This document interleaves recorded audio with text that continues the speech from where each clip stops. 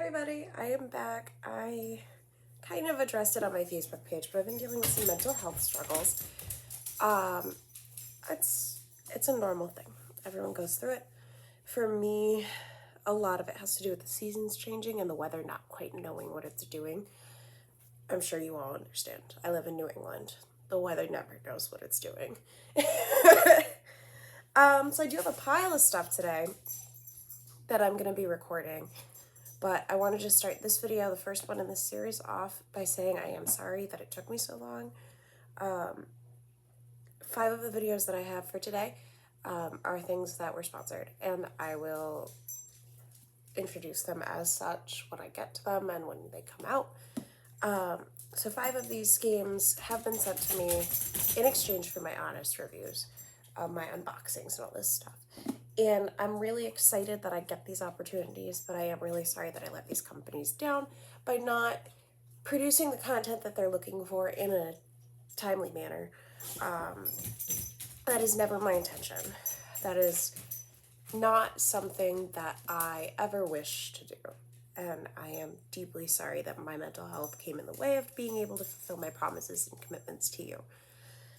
So with that, I'm going to take my coffee here. You will hear Patty. He has free reign today. He's running around. Not really eating his breakfast, but he's zipping around. We're going to start with one that I'm really excited about because I've seen different variations of this game all over the place. At Five Below, I've seen several different versions of this game. And stop! Sorry. But, like, I have the original now. This is Bungee Table. This came quite a ways for me. This is, look at this. This is incredible. So, the world's famous game of speed, precision, and loads of fun. It says it's premium crafted out of wood. It's fast, it's easy, it's addictive, it's eco-friendly, it's a bestseller. Like I said, I've seen a ton of iterations of this game, so I want to know what makes this one special. It sounds like it's the original, but also I don't know what the original is. I feel like this has been around for a long time. So, we're going to open this bad boy. I just took off the plastic. It's here. Heighten, shoot, win, repeat. I don't know what heighten means in this context, because it's just, that's the instructions on the back. Heighten, shoot, win, repeat. So I feel like it's just like moving your elastics, but we're going to see in a minute. I'm reading everything before I open this because I was really excited about this. This is going into the library for Compassion, my nonprofit that I work with, for our game room. And I'm very excited because it's very simple. It looks very fun. Don't take turns, just reload and fire as fast as you can. I don't really love that, but that's okay. This box contains 1 wooden game board with 2 attached elastic bands, 10 wooden pucks, 10 spare pucks, and 2 spare elastic bands. I like that. A linen bag, instructions, how to play. High 10 with your opponent to start the game. Okay, so okay. That promotes fun. That promotes like friendly competition. Like I like that. Launch pucks as fast as you can through the gate. The player with no pucks on their side wins. Okay. So let's get into this. Let's open this guy. Alright. So, I open it up. There's nothing else in the box. Okay. It smells like wood. Oh, it smells like wood, which is good. That means it's real wood. My dog is sniffing around my lap because he smells it. It's hilarious. This is how it's packaged. It slides out of the box and it comes like this. I enjoy that. The books are actually tucked underneath the elastics, which I think is really cute. These must be the spares. So there's 1, 2, 3, 4, 5, 6, 7, 8, 9, 10 spare pucks and 2 spare elastics. The elastics are the same. Puppies. Am I right? Then you get a cloth bag. that's how I open it. Okay, got it. And in that cloth bag are 10 more pucks. So these are the ones that you'll use during gameplay. I don't really know what to do with the spares. Like, they're in their own separate bag, which is dope. But if I take this out of the box to play it, I have 10 and 10. So I feel like I want to use 10 and 10. I understand why I wouldn't, and I understand why putting some in the cloth bag is good. But looking at it, that's a little weird to me. Thank you for choosing Bungee Table. Do an Amazon review. Sure.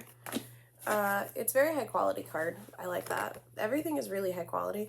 But they said they're eco-friendly, and they have this card.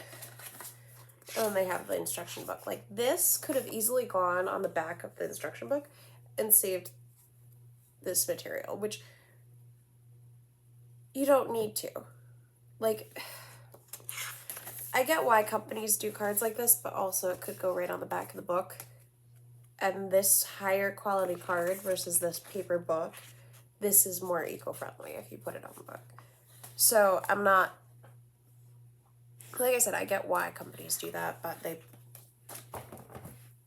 front of their box, eco-friendly. Yes, because it's all natural materials, I get that. I'm not getting into an argument about why it's not eco-friendly or why it is, because it is. It pretty much is right now. Like, I'm reading this. It looks great. Okay, so instructions. Each player puts 5 pucks on their side of the board. Start by giving each other a high 10. So that's actually in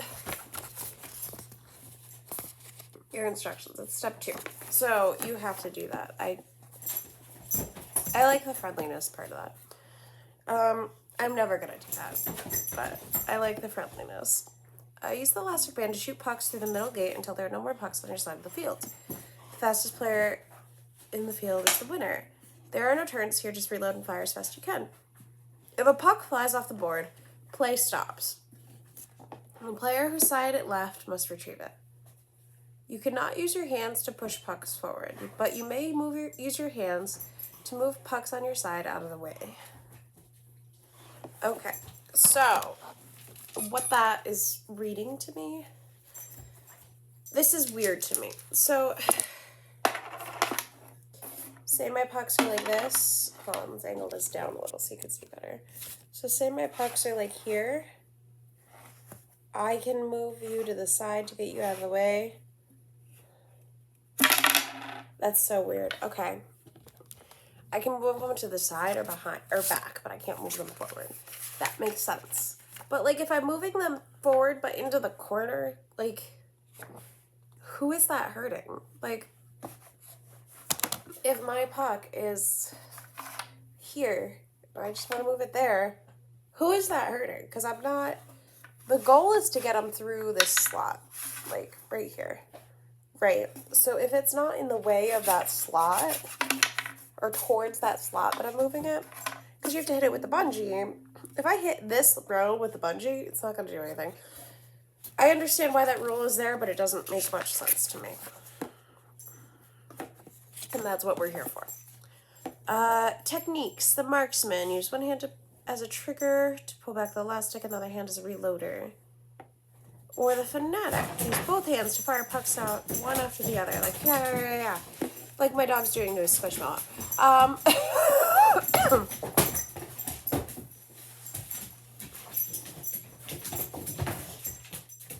Are you done?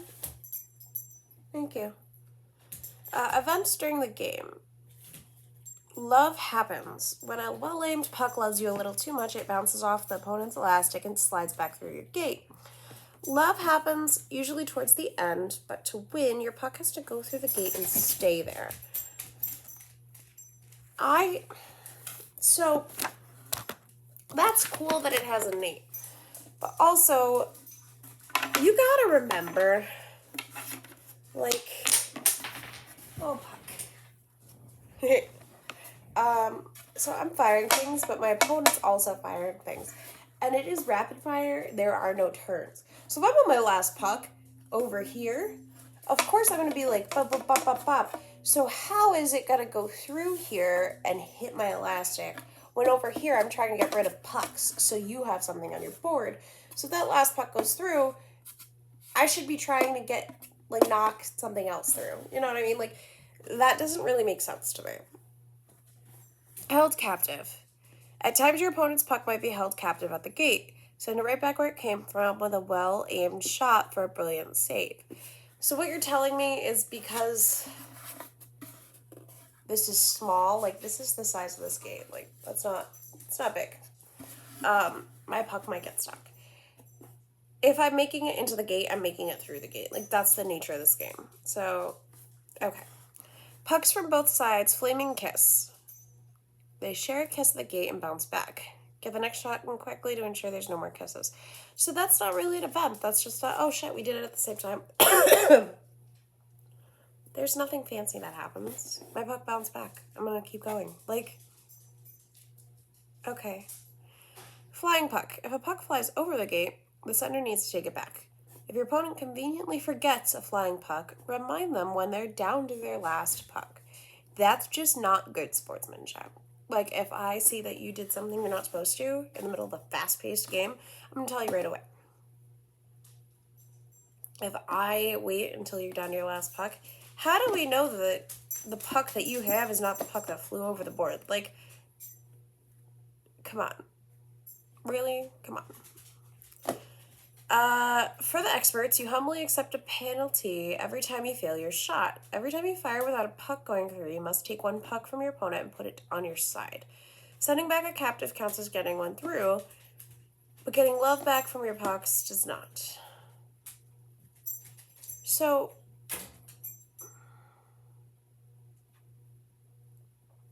there's not really a pro mode in this game. Like, this is a expert tip, but that's not really.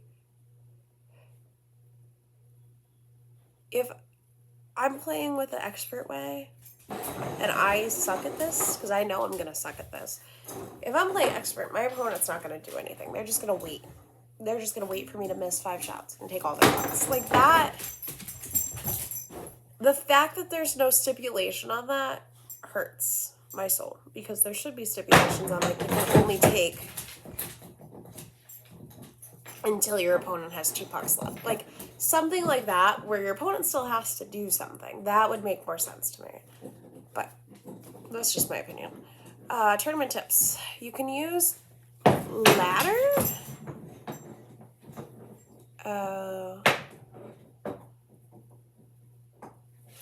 So they want you to use a ladder for a tournament style, which is not something that is done in tournaments, especially at conventions. So the ladder style is you put everybody's name in a column.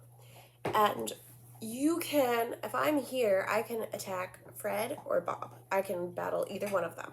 If I battle Fred and I win, we switch.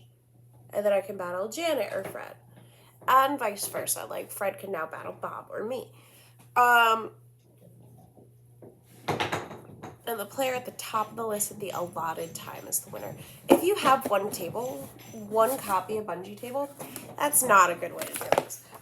If you have one copy of Bungee Table, you need to not do that format. You need to do an actual format for a tournament.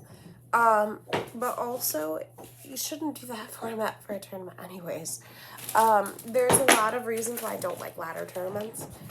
Mostly because you don't do them. Like, if I'm in a tournament, I want single elimination, or I want best 2 out of 3. And I want there to be a clear winner, like clear rounds and a clear winner. Like, that's what I sign up for when I sign up for a tournament. So that bothers me, that's their recommended way to do a tournament. There's a lot about this game. Like, this is a quality product. But I can get it for $5. I can get it for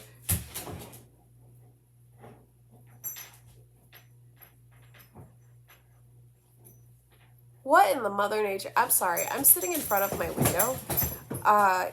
As you can see, I have a different background than normal.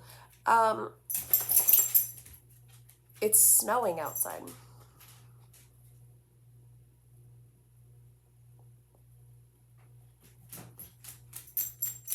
Anyways. Oh my god.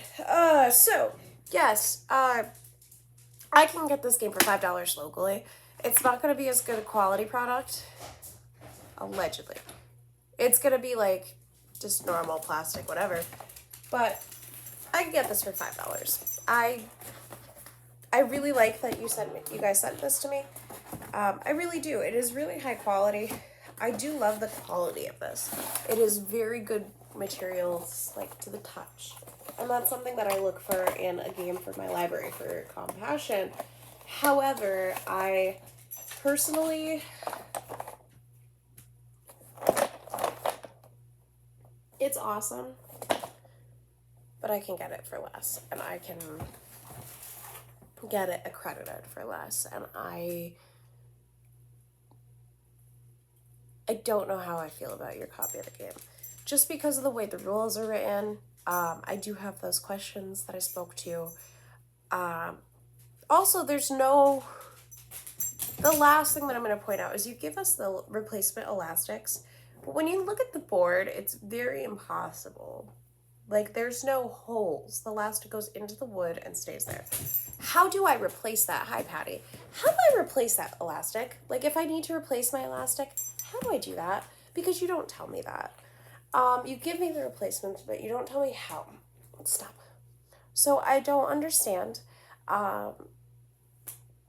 But otherwise, I think it's fun. I'm going to bring it and play it with the kids at our next family board game night. And we're going to see how that goes. But that is my honest opinion on my unboxing of Bungee Table. Thank you guys. Have a great day.